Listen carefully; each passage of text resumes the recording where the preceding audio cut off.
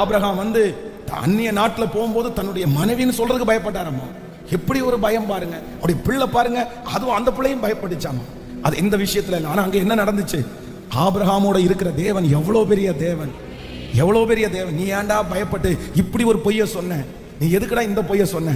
உன்னை யாருமே தொட முடியாதுடா, உன்னை யாருமே அழிக்க முடியாதுன்னா நீ பொய் சொல்லி எல்லாம் தப்பு வைக்க வேண்டிய அவசியம் இல்லை.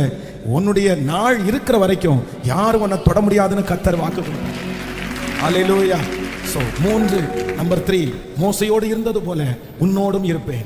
இந்த மோசே ஜெயித்த 3 ஜாதிகள். 1, பார்வோனை ஜெயித்தார். அந்த பார்வோனுடைய ஆவின்றது என்ன அப்படின்னு சொன்னா வம்சாவளி தொடர்ச்சியாய் வருகிறத மோசே ஜெயித்தார். நம்பர் 2, இரண்டாவதாக சீகோனை ஜெயித்தார். இந்த சீகோன் என்ன அப்படின்னு சொன்னா பறித்து கொள்ளுகிறவன். அந்த டீமை ஜெயிக்க ஆண்டவர் பலம் தந்தார். நம்பர் 3, மூன்றாவதாக ஓக் என்கிறவரை ஜெயிச்சார். இந்த ஓக் அப்படின்றது யாருன்னா பயப்படுத்துகிறவன். அந்த தேவன் தான் நமக்கு வாக்கு கொடுக்கிறார். அந்த மோசையோடு இருந்தது போல நான் உன்னோடும் இருப்பேன், நான் உன்னை விட்டு விலகுவதும் இல்லை, உன்னை கைவிடுவதும் இல்லை.